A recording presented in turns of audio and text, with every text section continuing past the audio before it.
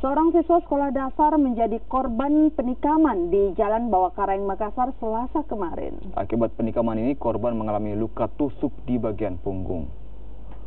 Seorang siswa SD Negeri Bawakaraeng 2 yang baru berumur 12 tahun dilarikan ke Rumah Sakit Plamunia Makassar untuk menjalani operasi lantaran menjadi korban penikaman.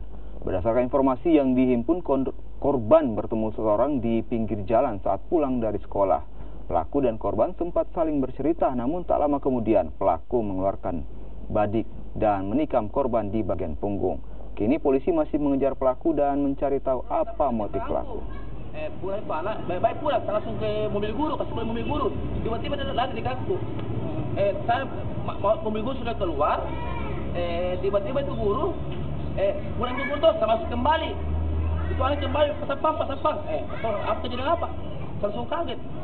Di pinggir jalan itu bertemulah dengan seseorang.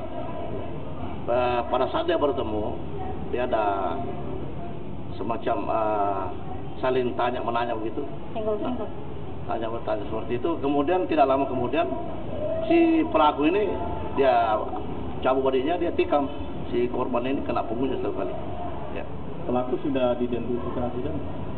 Pelaku sementara di klinik, ya, sementara pengembangan sekarang. Anggota saya di lapangan sementara turun sekarang untuk melakukan pengejaran. Ya.